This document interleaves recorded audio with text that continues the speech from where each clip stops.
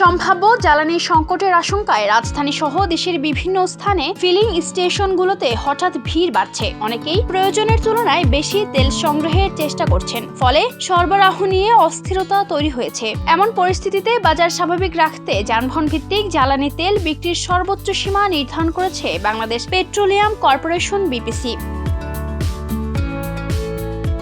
শুক্রবার বিপিসি এক বিজ্ঞপ্তিতে জানায়, জ্বালানি তেলের প্রায় 95% বিদেশ থেকে আমদানি করতে হয়। বৈশ্বিক সংকটজনিত কারণে কখনো কখনো আমদানি কার্যক্রম বিলম্বিত বা বাধাগ্রস্ত হচ্ছে। এই পরিস্থিতিতে বিভিন্ন গণমাধ্যম ও সামাজিক যোগাযোগ মাধ্যমে তেলের মজুত নিয়ে নেতিবাচক খবর ছড়িয়ে পড়ায় অনেক ভোক্তার মধ্যে অতিরিক্ত তেল কেনার প্রবণতা দেখা যাচ্ছে। বিপিসি জানিয়েছে, কিছু ভোক্তা ও ডিলার প্রয়োজনের অতিরিক্ত তেল সংগ্রহ করে অনুমোদিতভাবে মজুত করার চেষ্টা করছেন বলেও খবর পাওয়া গেছে। এতে সরবরাহ ব্যবস্থায় চাপ তৈরি হওয়ায় তেল বিক্রিতে সীমা নির্ধারণের সিদ্ধান্ত নেওয়া হয়েছে।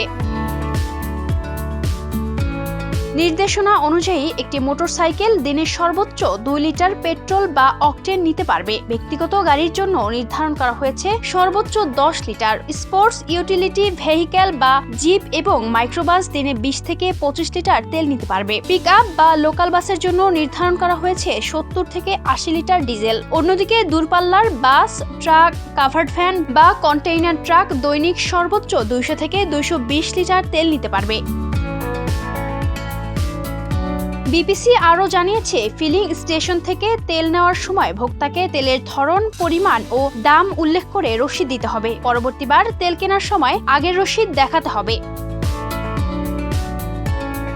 এছাড়া ডিলারদের বরাদ্দ ও ভোক্তার ক্রয় রসিদ অনুযায়ী তেল সরবরাহ করতে হবে। ফিলিং স্টেশনগুলোকে তেলের মজুত ও বিক্রির তথ্য সংশ্লিষ্ট ডিপোতে জানিয়ে তেল সংগ্রহ করতে হবে। কোনো অবস্থায় বরাদ্দের চেয়ে বেশি তেল দেয়া যাবে না বলেও নির্দেশনায় উল্লেখ করা হয়েছে।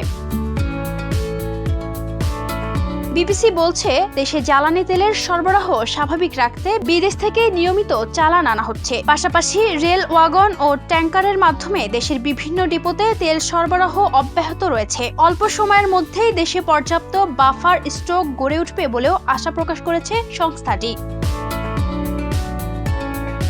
প্রসঙ্গত, মধ্যপ্রাচ্যের চলমান পরিস্থিতির কারণে বিশ্ববাজারে জ্বালানি তেলের সরবরাহ কমে যাওয়ায় দেশের সম্ভাব্য সংকটের আশঙ্কা তৈরি হয়েছে। এতে অনেকেই আতঙ্কিত হয়ে বেশি পরিমাণে তেল কিনছেন, ফলে বিভিন্ন ফিলিং স্টেশনে বাড়ছে ভিড়। Ayesha Akter Swarna, campus Times.